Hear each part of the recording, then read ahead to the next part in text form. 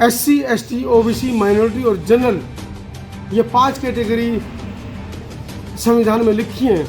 General category में ब्राह्मण जब आता है तो ब्राह्मण की जो जाति है सिर्फ ब्राह्मण लिखी जाती है, उसके आगे मिश्रा, द्विवेदी, चतुर्वेदी, 5 वेदी, 6 वेदी, अंतवेदी, कटुवेदी कुछ नहीं लिखा जाता, सिर्फ ब्राह्मण लिखा जाता है। जब क्षत्रिय का जो पहचान पत्र बनता है तो उसके सामने सिर्फ क्षत्रिय लिखा जाता है, राजपूत, फलाने वाला, ढिमकाने वाला ऐसा कुछ नहीं लिखा जाता है। वैसे के आगे वैसा लिखा जाता है। लेकिन जब SC कैटेगरी की बात आती है, SC कैटेगरी का जब सर्टिफिकेट बनता है तो आप समझिए कितनी बड़ी चाल है।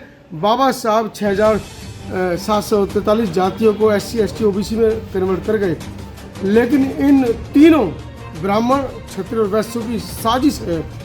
जब आप SC कैटेगरी लिखेंगे तो उसमें जाति लिखनी पड़ेगी चमार, उसमें वर्ण लिखना पड़ेगा पासी, पासवान, धोबी, दुसाध, सभी चीज़ें। क्यों ना इन सब चीज़ों से हम निजात पाएँ, सिर्फ अपनी जाति SC लिखें, SC के आगे धर्म बौद्ध लिखें। जय भीम साथियों, नमो बुद्धाय। मैं हूँ मनोज अंतानी और अपने सहयोगी संतोष अम्बे के साथ आज मैं हूँ सारनाथ। आप लोग दिल्ली NCR में बैठकर क्या सोचते हैं कि बाबा साहब के मिशन को आप चला पाएंगे? डॉक्टर अंबेडकर की जो आवाज़ें थीं जन जन तक पहुंचा पाएंगे? नहीं, बिल्कुल नहीं। लेकिन हमारे साथ इस समय एक ऐसी नवयुवती है, 20-22 साल की उम्र है, लेकिन जब आप उनसे मिलेंगे, उनकी बातों को सुनेंगे तो आपको लगेगा कि दिल्ली NCR के अंदर बैठे हुए जो हमारे समाज सेवी संगठन हैं, जो लाखों करोड़ों रुपए कमा रहे हैं, वो कहीं भी नहीं है। जी हाँ, मैं बात कर रहा हूँ BBS3 की मंडल उपाध्यक्ष रेणुका आर्या की। आइए सीधा लेकर चल रहा हूँ रेणुका आर्या की। रेणुका, मुझे ये बताइए, इतनी छोटी सी उम्र में समाज सेवा में, क्योंकि अभी आपका परिचय लेंगे, आप कहाँ से, पहले तो आप मुझे बताइए, मेरे दर्शकों को बताइए आपका परिचय क्या है पूरा?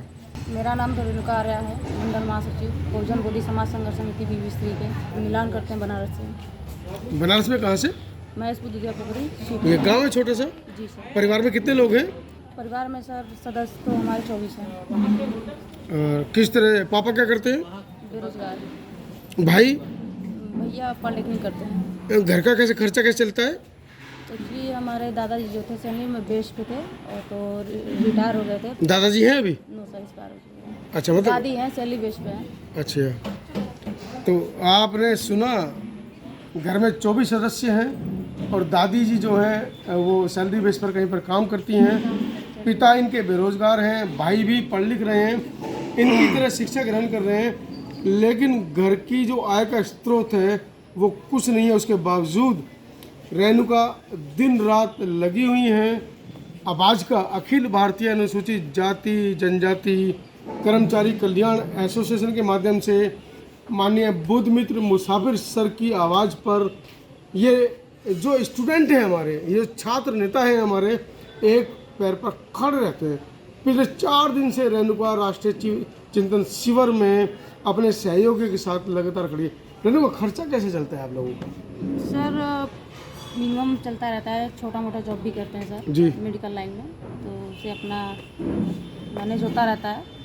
बट कोई समस्या उत्पन्न होती तो बुद्धिजीवी मुसाफिर सर हम लोग का पूरा सपोर्ट करते हैं। अच्छा, मुझे ये जानना है रेणुका, दिल्ली NCR के अंदर आपकी एज ग्रुप की जो लड़कियां हैं वो कहीं ना कहीं कॉलेज ग्रुप के साथ मस्त हैं। कुछ परसेंट लड़कियां हैं दिल्ली NCR में जो वाकई में समाज की आवाज़ को उठा रही हैं, लेकिन दिल्ली NCR के बाहर ग्रामीण क्षेत्रों में, कस्बों के, जैसे कि आपने बताया कि आप बनारस के छोटे से गांव से बिलोंग करती हैं, वहाँ पर आप जैसी युवतियों का समाज के प्रति इस तरह का समर्पण एक अलग ही भाव पैदा करता है। क्या कहना चाहेंगी?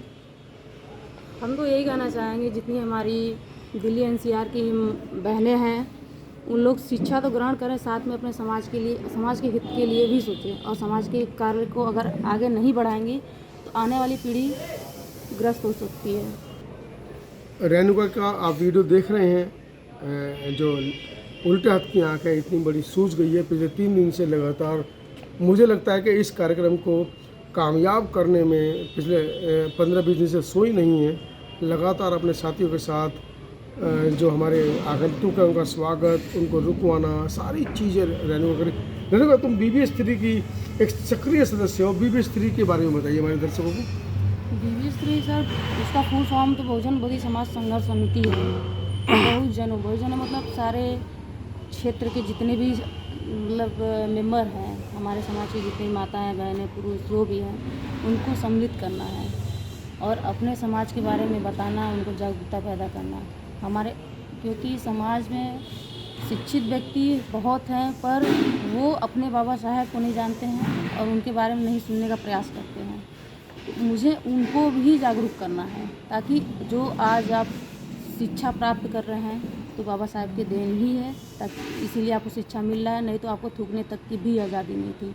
यही सब नॉलेज सर हम लोग देते हैं। तो रेणुका, ये सब काम जो आप कर रही हैं, तमाम बहुत सारे हमारे सामाजिक सेवी हैं जिनके खिलाफ FIR दर्ज होती है, क्योंकि जब आप अपने विचार को आगे पहुंचाती हैं, बाबा साहब के विचार को आगे पहुंचाती हैं, तो कहीं ना कहीं जो दूसरा हमारा समाज है वो आपके खिलाफ षड्यंत्र रचता है, आपके खिलाफ FIR दर्ज करता है। वो कहता है कि समाज के अंदर शांति भंग करने की कोशिश की जा रही है। आपको ऐसा नहीं लगता कि आपको इन सब चीज़ों से बचना चाहिए, बिकॉज यू आर स्टूडेंट?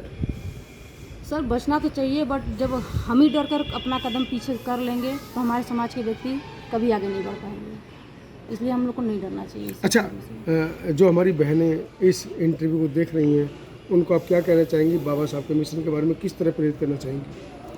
अपनी बहनों से यही कहना चाहेंगे कि आप लोग अपने अधिकार को जानिए, क्योंकि अब आज के युग में शोषण और अत्याचार अनेक पर बहुत होता है, और ये अदर किसी कास्ट के लड़कियों के साथ नहीं होता है, अपने समाज की लड़कियों के साथ होता है। तो आप इस चीज़ को जानिए, समझिए, ये नहीं कि यहीं तक, आगे भी आप, जैसे आपको कोई हमारी न्यूज़ तो मिल ही रही है, बट आप भी किसी को इस चीज़ का नॉलेज देते रहिए, ताकि हमारे बहनें भी, माताएं भी सुरक्षित रह सकें। रेणुका आर्या की बात को मैं आगे बढ़ाता हूँ, यहाँ पर बोलूँ कि अभी समता आवाज़ TV पर प्रमुखता से एक खबर चल रही है, जो किसान नेशनल कॉलेज मुरादनगर है गाजियाबाद में, उनकी प्राचार्य ने आरोप लगाए हैं अपने स्वर्ण प्रबंधकों के साथ में। उनका कहना है कि क्योंकि मैं एक अनुसूचित जाति से आती हूं तो इसलिए मुझे प्रताड़ित किया जा रहा है, और मैं बिल्कुल उनकी बात से सहमत हूं। अभी दिल्ली कैंट के अंदर जो छोटी सी बच्ची का बलात्कार हुआ, मात्र इसलिए हुआ क्योंकि वो दलित समाज से थी, और दलित समाज की बच्ची का अगर मंदिर में बैठे पुजारी रेप कर देते हैं, उसको जला देते हैं, तो कहीं ना कहीं आवाज़ नहीं उठेगी। त्रिलोकपुरी में भी एक छोटी सी बच्ची के साथ ऐसा केस हुआ। अभी आप देखिए, एक केस और समता आवाज़ TV पर लगा है कि डिप्टी डायरेक्टर पद से रिटायर होने के बावजूद उनका जो जातिवादी ऑफिस है, जो जातिवादी ऑफिस के अंदर जो लोग काम कर रहे हैं, उनका फेयरवेल नहीं मनाते हैं, जबकि उनके साथ में रिटायर हुए 2-3 और लोगों का फेयरवेल मनाया जाता है। तो कहीं ना कहीं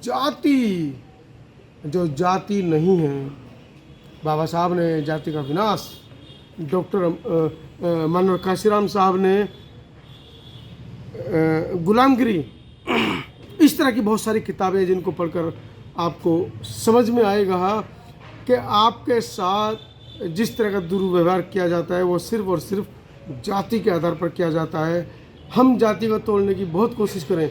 यहाँ पर मैं आपको बता दूँ, SC, ST, OBC, माइनॉरिटी और जनरल, ये 5 कैटेगरी संविधान में लिखी हैं। जनरल कैटेगरी में ब्राह्मण जब आता है तो ब्राह्मण की जो जाति है सिर्फ ब्राह्मण लिखी जाती है, उसके आगे मिश्रा, द्विवेदी, चतुर्वेदी, 5 वेदी, 6 वेदी, अंतवेदी, कटुवेदी कुछ नहीं लिखा जाता, सिर्फ ब्राह्मण लिखा जाता है। जब क्षत्रिय का जो पहचान पत्र बनता है तो उसके सामने सिर्फ क्षत्रिय लिखा जाता है, राजपूत, घोड़ी वाला, फलाने वाला, ढिमकाने वाला, ऐसा कुछ नहीं लिखा जाता है। वैसे के आगे वैसा लिखा जाता है। लेकिन जब SC कैटेगरी की बात आती है, SC कैटेगरी का जब सर्टिफिकेट बनता है, तो आप समझिए कितनी बड़ी चाल है। बाबा साहब 743 जातियों को SC ST OBC में कन्वर्ट कर गए, लेकिन इन तीनों ब्राह्मण क्षत्रिय और वैश्यों की साजिश है। जब आप SC कैटेगरी लिखेंगे तो उसमें जाति लिखनी पड़ेगी चमार, उसमें वर्ण लिखना पड़ेगा पासी, पासवान, धोबी, दुसाध, सभी चीज़ें। क्यों ना इन सब चीज़ों से हम निजात पाएँ, सिर्फ अपनी जाति SC लिखें, SC के आगे धर्म बौद्ध लिखें। इस बात अगर आपकी समझ में आ रही है तो हम भी ब्राह्मण क्षत्रिय वैश्य की तरह एक प्रबल और एक कह सकते हैं कि हमारी भी संगठन में मजबूती होगी। क्या राय है आपकी इस बारे में? रेणुका आर्या जैसी तमाम महिलाएं जो समाज में काम कर रही हैं, उनके बारे में आपकी क्या राय है? कमेंट बॉक्स में लिखना बिल्कुल ना भूलें, क्योंकि आप कमेंट करेंगे रेणुका आर्या जैसी महिलाएं, रेणुका आर्या जैसी युवतियां और रेणुका आर्या जैसी और हज़ारों युवतियां जब इस वीडियो को देखेंगी तो वो लाभान्वित होंगी और कहीं ना कहीं समाज के काम के लिए वो बढ़ चढ़कर हिस्सा लेंगी, आगे आएंगी।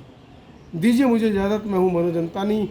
आज इस खास इंटरव्यू के लिए संत आवाज़ TV की टीम के साथ, आवाज़ भारत की टीम के साथ, अपने सहयोगी संतोष अम्बेश के साथ सारनाथ बुद्ध भूमि सारनाथ वाराणसी से। धन्यवाद। सब्सक्राइब करें आपके अपने चैनल संत आवाज़ TV को, बेल आइकन दबाना ना भूलें सबसे पहले हमारी वीडियो देखने के लिए।